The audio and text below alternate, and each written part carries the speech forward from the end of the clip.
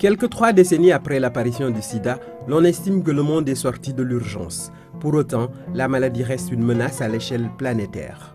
Cité en exemple dans la lutte, le Sénégal a très tôt su réagir. Depuis 1986, depuis le premier cas, le Sénégal a mis en place une réponse contre le sida. Et c'est cette précocité de la mise en place de la réponse du Sénégal, mais aussi la mobilisation très vite de tous les acteurs qui explique aujourd'hui beaucoup d'avancées dans la réponse au VIH.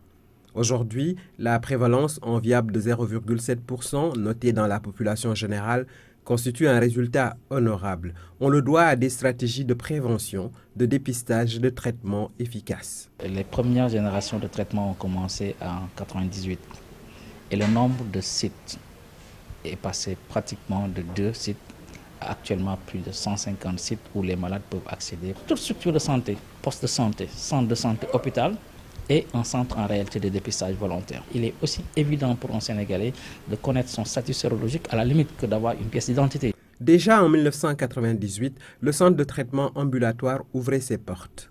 L'objectif général donc, du centre de traitement ambulatoire, c'est la prise en charge globale donc, des personnes vivant avec le VIH.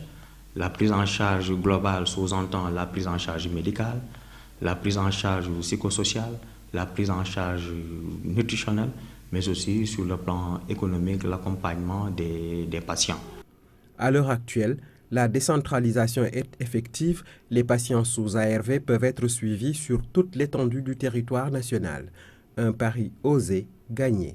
Un malade qui est à Tamba, qui est à Sédhiou, qui est à Kolda, n'a plus besoin de venir jusqu'à Dakar pour se traiter. Ils peuvent non seulement rester dans leur région, mais également ils peuvent rester dans leur département. Environ 14 000 personnes ont actuellement accès à un traitement antirétroviral gratuit avec des molécules de première ligne. Depuis 2003, on a la gratuité des ARV au Sénégal. On s'est rendu compte qu'aujourd'hui, avec le traitement ARV, la charge virale elle devient indétectable. Donc les personnes vivant avec le VIH sont capables maintenant de vivre aussi longtemps qu'une personne normale. En cas d'échec thérapeutique, le CTA a la possibilité de proposer d'autres médicaments. On a des patients en échec de 2e ligne qui, depuis janvier 2014, sont en 3e ligne de traitement antirétroviral. Ce serait vraiment un plaidoyer de rendre disponible la 3e ligne dans tous les sites de prise en charge. Seule ombre au tableau, l'accès des enfants au traitement.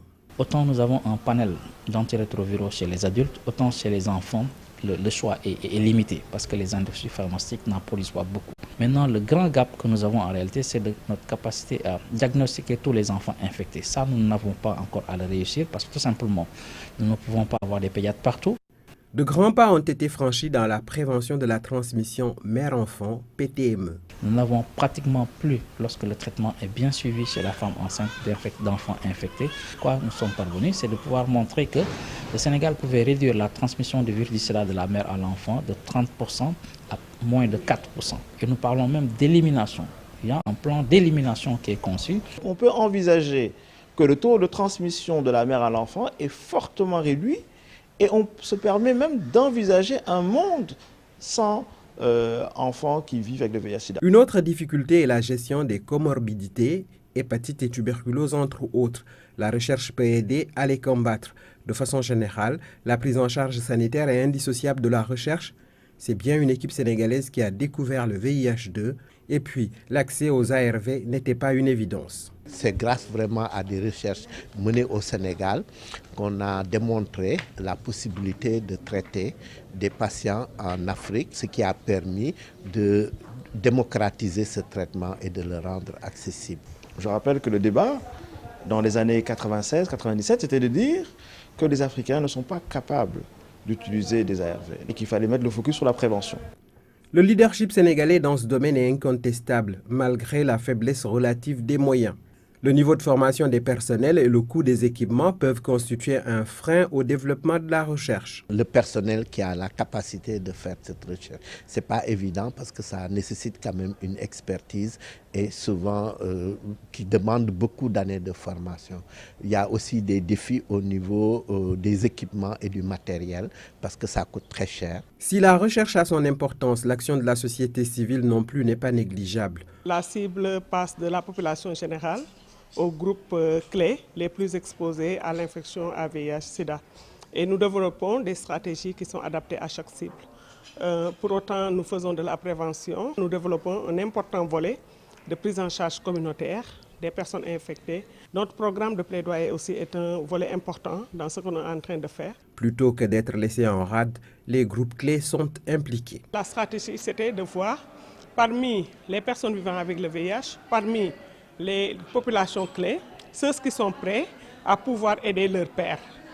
Et on les intègre dans les structures de santé pour qu'ils puissent aider la structure à prendre en charge convenablement les personnes vivant avec le VIH et les populations clés. Les associations de personnes vivant avec le VIH sont de plus en plus engagées parce qu'associées.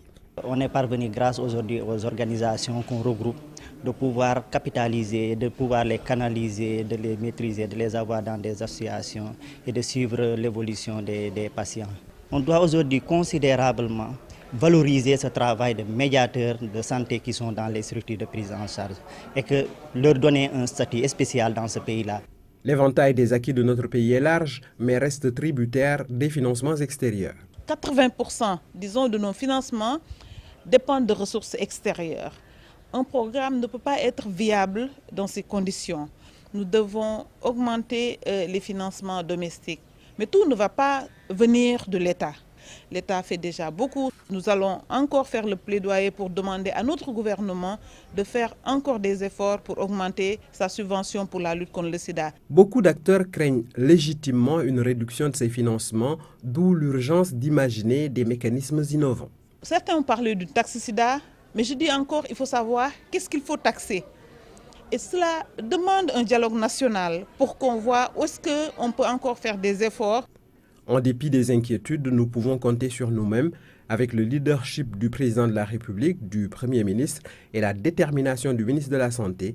L'environnement paraît favorable à l'heure de la CMU. Est-ce qu'il ne faut pas réfléchir dans le cadre de la couverture maladie universelle à comment, en tout cas, mettre en place un programme pour qu'il y ait une participation organisée.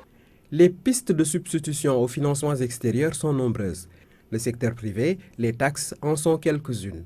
Quoi qu'il en soit, il ne fait aucun doute que l'engagement au sommet de l'État, la conjugaison des efforts de tous, une bonne coordination des interventions sont les gages d'une pérennisation des acquis. C'est ainsi que les fruits tiendront la promesse des fleurs. Mais attention. On peut risquer un retour justement de tout ce qui a été gagné. Tout ce que nous faisons n'est pas encore suffisant parce qu'il faut continuer à appuyer sur l'accélérateur. Relever les défis est à la portée du Sénégal.